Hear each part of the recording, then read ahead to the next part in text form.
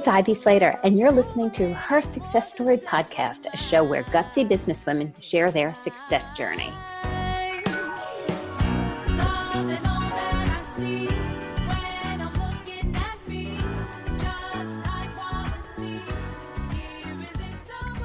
Hi, this is Ivy Slater, and welcome to today's episode of Her Success Story.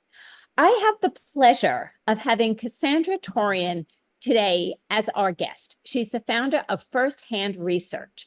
She's an entrepreneur and investor with over 25 years of experience in the finance, RIA industry, ranging from sell and buy side analysis, investment banking, and investment management. More recently, fintech, DeFi. She holds a BA in American Government and Policies from Lafayette College, an MBA in Finance from the University of Miami. More than anything, Cassandra is an innovator, a forward thinker. As we've had several conversations and had an opportunity to get to know each other, everyone gains more and more respect of how she's looking to do things today and push the boundaries. She's the author of Don't Buy the Bulb, and she recently launched her own podcast, which I'm excited to be listening to. Cassandra, thank you so much for joining me here on Her Success Story. Well, thanks for having me. So, a little bit of your backstory. You've been in finance 25 some odd years. Yes. Okay. Let's call a spade. Women in finance for back in the earlier days was not necessarily the norm. So how did you manage to scale and grow your career and truly become a business leader? Well, I started out as an analyst, an equity analyst. And interestingly, the firm that I was first really with on the sell side had a number of female equity analysts in our department, which was kind of unusual. Very unusual. But I was probably the one that was most salesy, I guess. Okay. Which was part of being an analyst. It was at the time going and talking to, the brokers and talking to them about the companies you were writing on and getting them to understand it so that they could talk to their clients about it. And so I would walk around the trading floor and talk to these guys, and they ranged in age from 20s up to 70s, some of them. And they were all very respectful, but I would hear them on the phone, and when they would get off the phone with some of their female clients, and the kinds of things they would say, like, oh, she'll buy anything I tell her, she's an idiot, things like that. So you kind of let that roll off. So I would say, having a thick skin, you just kind of knew that was part of the deal. Yeah. And so I had the entrepreneurial itch, I would say, even before I got into the investment business and while I was getting my MBA. And so it just kind of happened that I had this idea while I was working up there, and it was based on teaching women about finance and investing using this newfangled internet. And I mean, this was like the mid 90s, I guess you could say. And so I determined that if women had a place of their own online to learn, then they could go and implement their own investment strategy right there with an online brokerage that I would start. And so I went and I pitched a lady that was an entrepreneur herself, and basically they decided to give me a little bit of seed funding to start this. So I quit my job as an analyst and started off. Of course, things started off strong, and then the closer we get to the late 90s, then the NASDAQ sort of started cracking and VC funding dried up, and found myself with an online brokerage firm that was sort of DOA. And so we determined to take it offline and turn it into a boutique investment bank, Okay. focused on the small bank sector, which was what I knew a lot about since I had been a small bank analyst. And so kind of from there, I had been named already a Wall Street Journal All-Star analyst for stock picking, and basically just kind of one thing flowed into the other.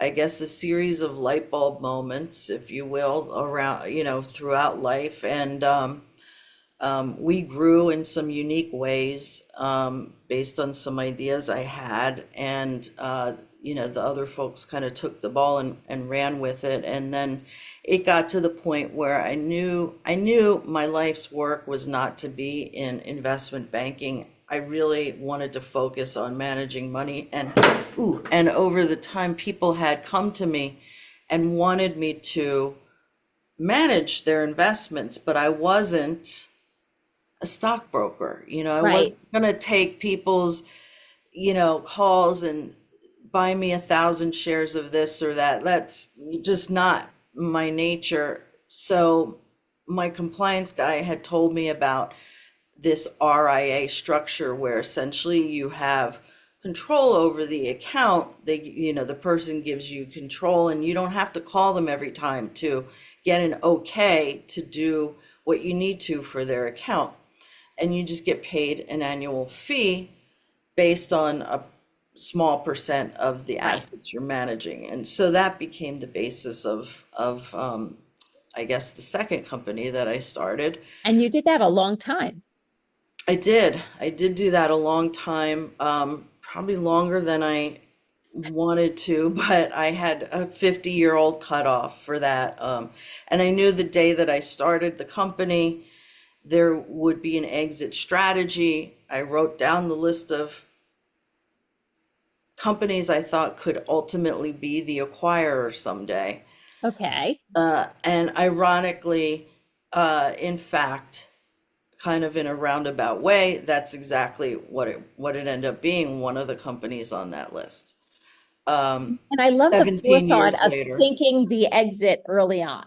Yeah, I do that with everything Yes, and I know in I business, happen to at agree with least. you, and I think it makes perfect sense. And we're seeing more and more in the tech build world that Mhm. they think about that early on, but so many other aspects of business don't think about that until they're getting close to exiting and they Right, start saying, okay, what do I do? right. Um, I want to touch on, though, before we not going down that road right now, is you had this idea and you took yourself back to school. You started, we're of a not the same age, similar age, might be a few years, you're a senior, but of a similar age, length of business, etc., and that you took yourself back to school to learn more about the tech and development in Mhm. launching your new business that's coming, that is out firsthand research. Can you share a little bit about that? Yeah, so it kind of was, um, I knew about the internet obviously because I had started an internet company 20 years earlier. A lot had changed. I was always sort of the tech geek at my company, but I didn't know anything about coding. And I had an intern a few years back that I would give him these assignments. And I knew it was things that would take me hours to get done. And he would say, "Oh, I'll just write a couple lines of code." And lo and behold, a half hour later, he'd come to me with, a full list of whatever it was I was asking for. And I was like, what is this code he's talking about? I need to understand more about this. Where do I buy this code? How do I Right, write this right. code? Where What is do it? I buy this? Is it, is it online? Is it at a Right, supermarket? Like, right. where Yeah. do I go to? Where do I get Right. the code? Yeah. So it happened that I was, I get so much junk email, but one day I got an email from my the alma mater where I got my MBA, the University of Miami, and it was for a pretty intensive boot camp to learn about Python coding and cryptocurrencies and blockchain. And so I thought, this kind of looks interesting. And the more I read about what Python coding was, and kind of like it can help you a lot in research and statistical analysis and things like that, it made sense to me to go and do this intensive, 6 or 8 month class at night and on weekends, partially because I was at the time fighting with my regulator and Okay. and I felt it would help me explain because you're dealing with a lot of lawyers, not finance people or numbers people. So I wanted to be able to show them the flaws in what we were being told, and partially just because I consider myself a lifelong learner. And so the more I learned about how to do Python and what it could do, I realized that some of the ideas that I had had, finally the technology had caught up with being able to do them in a more, let's say, non-manual way, right? And that non-manual way would mean being able to create something that could be more scaled. So that became the basis for me starting to think about how to use Python code in order to create a equity research tool. And that became the basis for firsthand research. So can you share a little bit about the firsthand research is your next build? Share a little bit One like of them, yeah. I love that. I've got a I'm couple doing it, going Cassandra. on. It's like, okay, all right. We how many minutes do we have? How many hours do we have to talk today? So tell me a little bit about the building of firsthand research and Mhm. the vision of where this is going, because I'm fascinated by what you're doing. Truly. Well, so basically, what I realized was, we have all these tools available on the internet now. Like you can go to Yahoo Finance and you can look up a stock quote and you can get a chart and all these things. But what frightened me was these meme stocks where, like GameStop, for example, a couple years ago, and how Robinhood essentially shut people off from being able to trade in that stock in the midst of it going crazy. And I was like, this is not okay. This is people's money. And regardless of, maybe they've made millions on that trade, God bless them. The institutional investors shouldn't be the only ones allowed to make money like that, right? And so I viewed this as, in one way, the democratization of investing. However, I didn't like Robinhood because it sort of was this groupthink mentality. How many people think that we should buy Apple stock today? Let's do it by a show of hands, voting. And I thought, wow, that's frightening Yeah. because that's just a bunch of lemmings and you can get really hurt that way, right? Like I'm a fundamental analyst, which means I want to know about the company and the management and all of that before I decide to put it on my potential buy list, right? Right. And then it becomes a function of when's the right time to buy it, because it's not always the right time to buy a stock. So basically, what I realized was there's only one difference left now between the people, the common folk, and the Wall Street analysts. And that was that the analysts get to talk to the management teams directly. And so it's that piece. We can all look at the numbers, but it's that piece of actually hearing the management team talk about their companies, describe their long-term goals, talk about, how they view HR and things like that, where you can get to discern for yourself, is this a company I want to invest in? Does this management team really know what they're doing? And But that's a loaded question. Right, right. It is. And but there have been times where I have hung up the phone and thought, wow, not only am I not buying that stock, I'm going to short it because that guy has no clue and eventually that stock's going down. So I felt that we could bring to market something for consumers that will allow them to discern for themselves.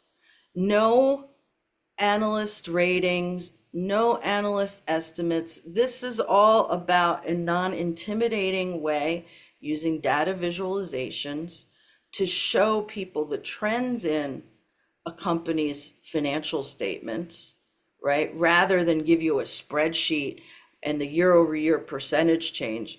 Everything is done now using Python code. We turn it into data visualizations because most people who are not in finance at least can recognize trends. This looks good, this looks bad, and then provide conversations with the management teams, as well as some other bells and whistles where we're giving you the ways, let's call it famous investors might score that company, Okay. whether or not it's a good company based on their system of how they invest. And so that's kind of where we're going with it. But really, underlying this is the concept of firsthand. We get all this stuff thrown at us all day long, every day, from the internet, from the TV, from news, from you name it. You name it, information is coming Right, to us like right, there's no tomorrow. right. And it's not true fact, right? It's with some sort of bent. And I think more people realize that now. And so what I wanted to do was strip all of that away and say we're going firsthand to the source. What's the source? The company filings to the SEC, right? Okay. So there is no opinion piece we're using. We're using their actual factual numbers as the source. And so you're laughing. Um, because, in there's so much information that's coming at us. Hmm.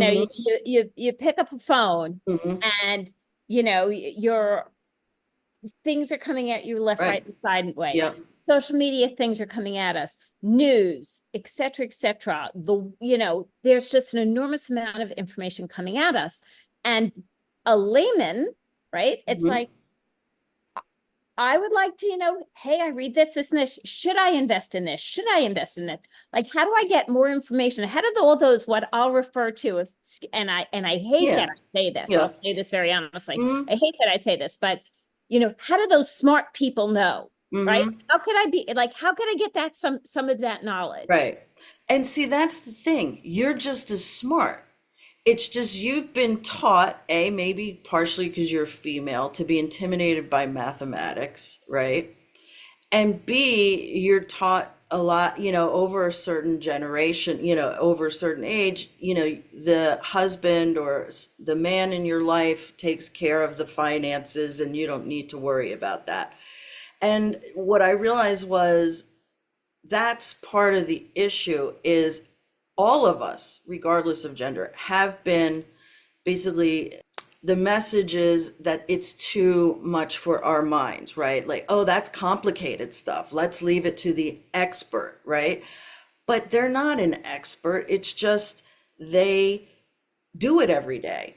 And the basics of figuring out if something's a good investment or not are more about the long-term trends. You don't really need to know how to calculate a return on equity or something like that.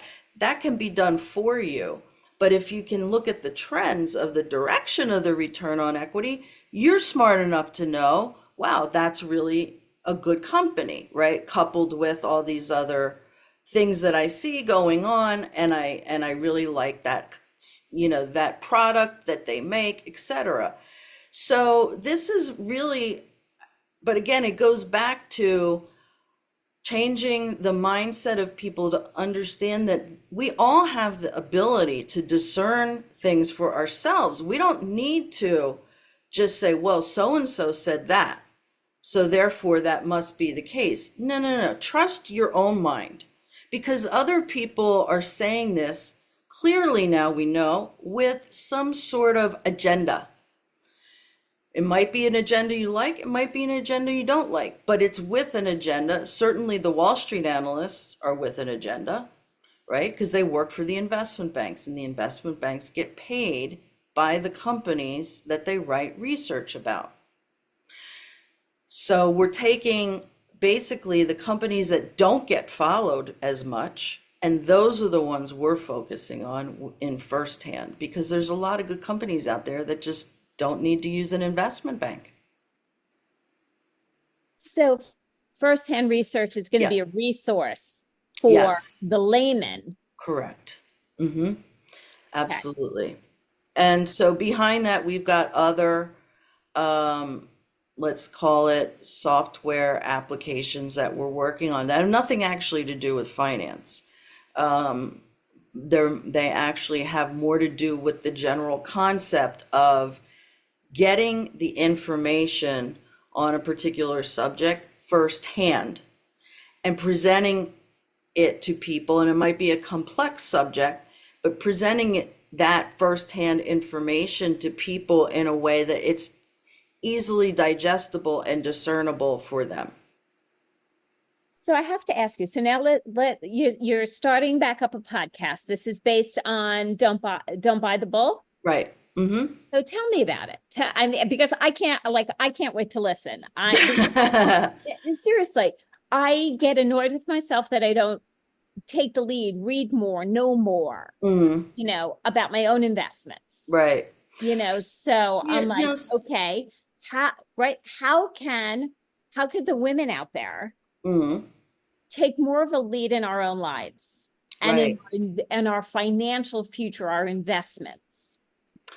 Well, I think number one is women need to understand how intelligent they are, and that they can think for themselves completely. And I think a lot of younger women know this, but so that's number one. You don't need to go and get somebody's opinion. You can figure things out yourself. The Don't Buy the Bull is not so much necessarily about investing, but about how to look at the world. So I'm trying to bring either concepts and ways to look at things having to do with investments directly, through the podcast. And that's not necessarily with having a guest. Sometimes it's just my ponderings, or seeing something in the news and explaining it. And also I have guests come on that I think have something value added for people. A lot of people don't know anything about, for example, I just had a guest on that he's focused on investing in gaming on the blockchain. Okay. So that's Okay. right. Like, that's not a subject that most of us know anything about, Right. which is why I wanted to have him on, so that, because there's all these things at this moment you and I are here talking, there's this whole other world, hundreds of thousands of other worlds out there going on at the same time that we don't know anything about. I don't, but here's this guy is spending his time doing gaming on the blockchain.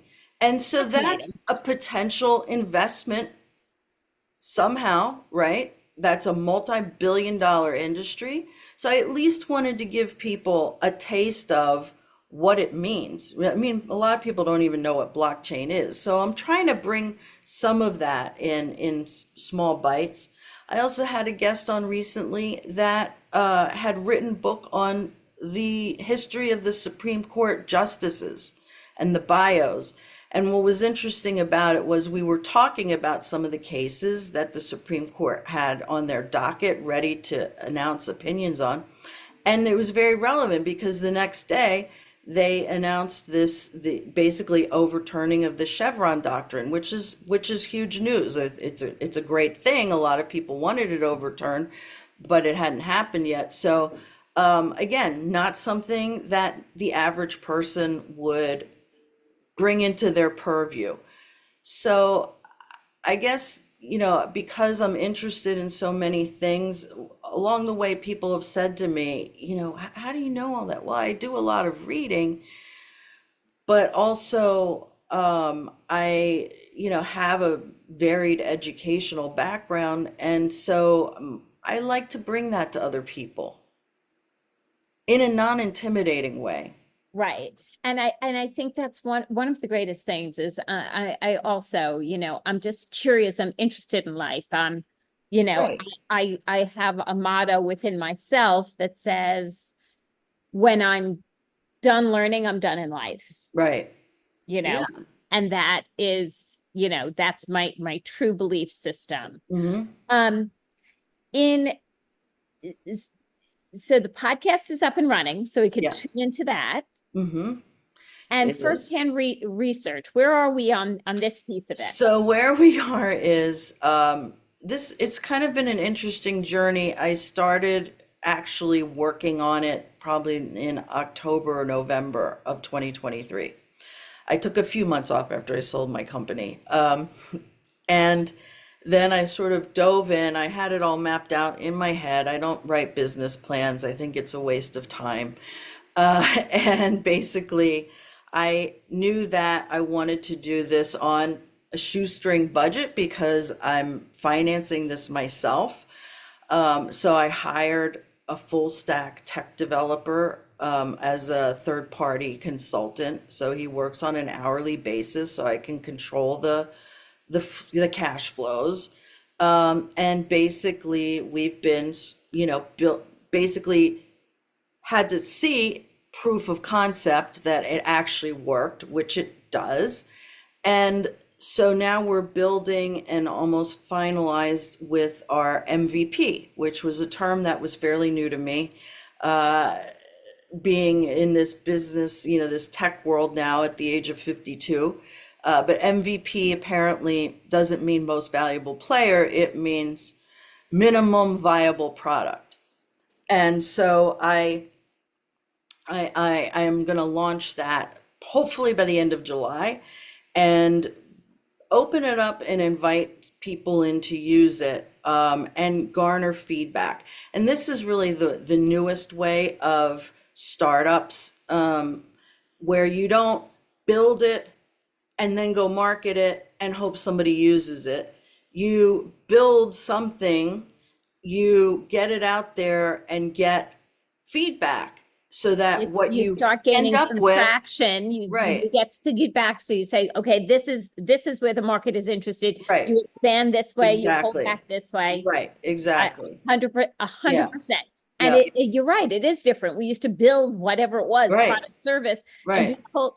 How many times people have said to me, it's like, oh yeah, I have to build the website. It's like, yep, sell right, 3 clients before you build a website. right, right, right. Or A, number just one, go get the put up a money in. page. Right, B, make exactly. sure it's a buy Right. what you're putting out there. People want to Viable. buy. Right, exactly. Yeah.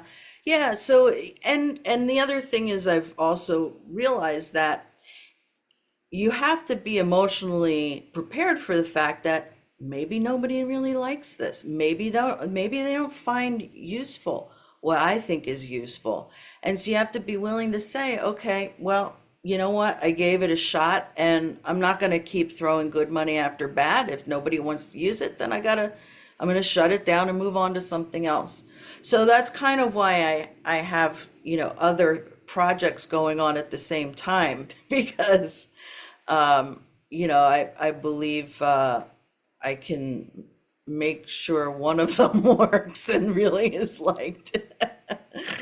So, Cassandra, because you always do have so much going on, you are a woman to watch, a woman to follow. How could our listeners be in touch with you, follow you, know more about what's coming up next, what's coming up now, and what's coming up next? Most Yeah. important. Yeah. So I'm on LinkedIn. That's probably a big way. I'm on Facebook. under Don't Buy the Bull, as well as Firsthand Research. And that's primarily, I mean, I'm on Twitter, I'm on, YouTube. All of the podcasts are also up on Twitter or on YouTube as well. You can go to my website, which is Firsthand Research. That's one ST, handresearch.com, and put your name in. I'm starting a newsletter. Haven't launched it quite yet, only because I want it to be really good. And I've been sort of doing my homework on the whole newsletter genre, if you will. And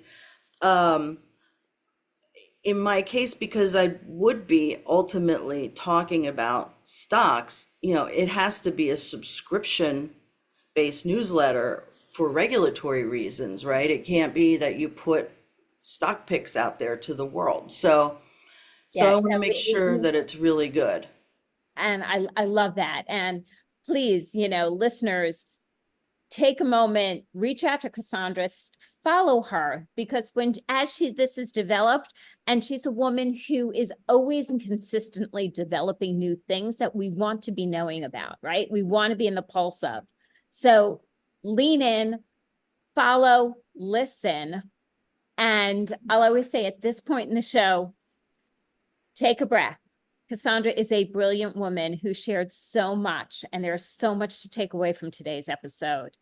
Take one thing that is meaningful and purposeful for you. Make a decision and take that action with it, because it's always about the actions that we see the results. Yeah. Don't have fear. Let go of the fear. Let go Yeah. of the fear, Yeah. and I appreciate, Cassandra, very much what you're saying. It's so much. I actually do like my numbers, yet it took me years to get there, and Hmm. trust in myself that I like Yeah. the numbers. Hmm. Trust that in looking at the numbers. Trust in what I don't know, I'm willing to ask versus Hmm. feel shy, stupid, Right. unprepared for. Yeah. So, Absolutely. thank you for joining me here today on Her Success Story. Oh, well, And thanks for having I me. can't wait to listen in to Don't Buy the Bull, as well Yes. as continue to follow and see, how things and the exciting things that develop with firsthand research. Well, I appreciate that. It was great speaking with you too. And listeners, see you next time. Thanks for joining us today on Her Success Story.